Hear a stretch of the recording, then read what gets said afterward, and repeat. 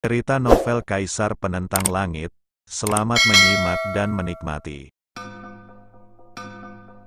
Bab 2949. Zhou Wentong, kalau dia tidak mati, reputasi kita akan hancur. Saat itu, Su Chen hendak bergerak, tetapi ia menatap Zhou Wentong. Boom! Seketika, cahaya menyala, Zhou Wentong menarik napas dalam-dalam, lalu mengeluarkan harta karun itu. Ia ingin membatasi informasi tentang kejadian hari ini hanya kepada Tian Yuan. Lin Yan, karena kau sudah mati, kau harus tetap mati. Hari ini, biarkan rahasia ini terkubur selamanya di Tian Yuan. Aku yakin tak seorang pun di Tian Yuan akan menceritakan semua ini. Siapapun yang berani menceritakannya di masa depan, aku akan membunuhnya. Zhou Wentong meraung. Cici, dua sinar cahaya jatuh dan langsung menuju Lin Yan.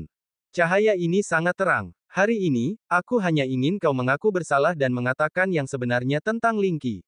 Dan kau, benar-benar ingin membunuhku. Baiklah, aku akan membunuh kalian semua hari ini.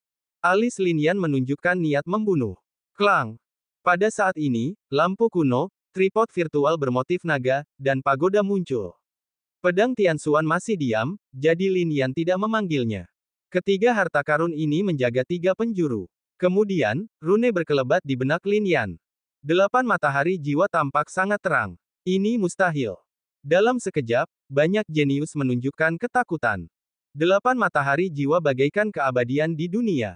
Seharusnya tidak ada jenius seperti itu di dunia. Ini adalah level yang tak seorang pun dalam buku sejarah dapat memadatkannya.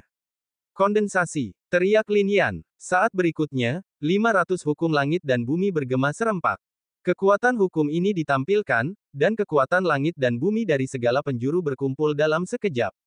Glek, melihat hukum ini, jenius manapun akan merasa malu. 500 penuh. Hukum langit dan bumi adalah esensi sejati dari kekuatan langit dan bumi di dunia. Misalnya, Kaisar Langit, yang dapat mengendalikan 100 hukum, sudah cukup untuk disebut jenius. Tapi Lin Yan belum benar-benar mencapai level ini. Jenius apa? Di depan Lin Yan, mereka semua sampah. Wus! Api surgawi menyembur keluar dan berlama-lama di sana. Es langit memadat dan berubah menjadi dinding es. Dua kekuatan berbeda ini dapat eksis bersamaan di bawah kendali Lin Yan. Bunuh. Di bawah tatapan mereka, kekuatan Su Chen dan Zhou Wentong telah runtuh. Formasi Lin Yan juga memadat. Bang-bang, dua suara terdengar, dan energi yang tersisa menyapu sekeliling, menyebabkan banyak orang mundur.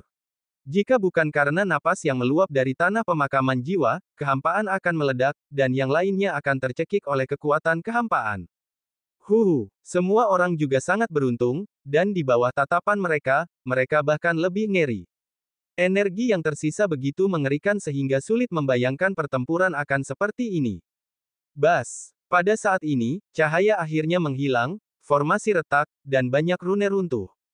Namun Lin Yan selamat. Ini cukup untuk mengejutkan Su Chen dan Zhou Wentong hingga ekstrim. Mereka mengerahkan kekuatan harta karun, tetapi justru ditangkal oleh Lin Yan. Wus! Keduanya bersiap mundur dan mengaktifkan kembali harta karun di tangan mereka. Namun, Lin Yan bergerak, tersenyum dingin, dan keluar dari formasi. Selanjutnya, kalian tidak akan memiliki kesempatan untuk menggunakan harta karun ini lagi. Setelah kata-kata itu terucap, ia terbelah menjadi dua di depan mata semua orang yang terkejut. Dua Lin Yan muncul, satu menghadapi Zhou Wentong, dan yang lainnya langsung menyerang Su Chen. Bang bang bang. Dalam sekejap, salah satu Lin Yan mengakhiri pertempuran, dan Zhou Wentong langsung terkejut. Tanpa bisa mengaktifkan harta karun itu, Zhou Wentong tak berdaya di tangan Lin Yan. Ahem. Tanda seru. Zhou Wentong muntah darah, dan wajahnya semakin pucat. Pada saat ini, meridian dan tulangnya rusak, dan ia tak bisa bertarung lagi. Lin Yan yang lain melambaikan tangannya, dan tripod virtual berpola naga itu pun muncul. Ia memegang tripod dan menghantamnya dengan keras, langsung mengenai harta karun Su Chen. Dentang, suara renyah itu terdengar, langsung terngiang di telinga semua orang, menyebabkan gendang telinga banyak orang sakit. Namo, tidak, titik titik titik. Kemudian, Lin Yan menggunakan suara ini untuk mengucapkan mantra Buddha. Namo Amitabha. Mantra 6 karakter itu keluar, berasal dari kitab suci Buddha dan Tao, membuat Su Chen merasa seolah-olah telah melihat Buddha terdahulu, dengan takjub sekaligus takut. Dalam keadaan tak sadarkan diri ini, kekuatannya langsung dilenyapkan oleh Lin Yan. Harta karun itu pun terlepas dari tangannya. Kunci. Lin Yan langsung berbicara, yang merupakan suara Tao. Gelombang suara ini bagaikan rantai, mengunci harta karun itu di tempatnya, bahkan sebuah jimat penyembunyi surga pun jatuh menimpanya. Hal ini mengejutkan Su Chen, dan koneksinya dengan harta karun itu pun terputus. Tanpa harta karun di tangan, ia dan Lin Yan sama sekali tidak berada di level yang sama. Puff. Oleh karena itu, pertempuran berikutnya benar-benar berat sebelah. Dalam sekejap, tubuh Su Chen sudah berlumuran darah. Sulit untuk dibandingkan dengan pemuda anggun sebelumnya. Apa yang terjadi selama persidangan? Lin Yan menatap Su Chen dan bertanya. Bagaimana aku tahu? Kata Su Chen. Boom. Lin Yan melambaikan tangannya, dan api pun mengembun. Api langit yang melenyapkan jiwa di dalamnya meraung, langsung menempel di tubuh Su Chen, membakar jiwanya. Ah! Sebuah suara memilukan terdengar langsung di sini. Ku bilang, kurasa. Su Chen membuka mulutnya, dan rasa terbakar jiwanya terasa lebih mengerikan daripada kematian.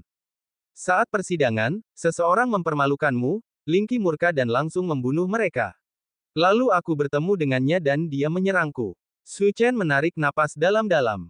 Hari ini, semua kejayaannya akan lenyap. Teruskan. Api Lin Yan kembali berkobar. Aku bertarung dengannya dan aku kalah. Kata Su Chen. Apa? Para siswa di sekitar tercengang. Guru membawa Ling Qi pergi dan menguncinya di menara untuk membantuku menutupi semuanya.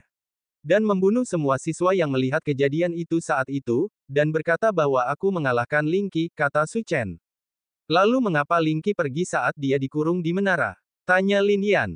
Kau tahu ini? Su Chen terkejut, lalu tersenyum pahit dan tidak lagi menyembunyikannya.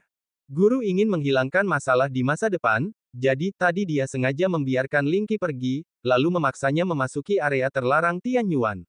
Di sana, begitu kau masuk, kau akan mati. Suara Su Chen membuat banyak orang merinding. Su Chen dan Feng Wushui benar-benar menggunakan cara seperti itu. Mereka yang tahu kebenaran, mati. Betapa kejamnya ini. Dengan kata lain, banyak orang tidak dibunuh oleh Ling Qi, tetapi dieksekusi setelah melihat kebenaran.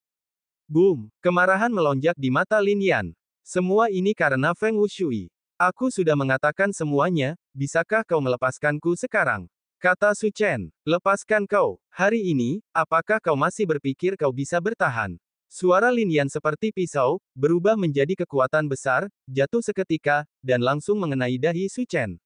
Ini membuat mata semua orang terbelalak.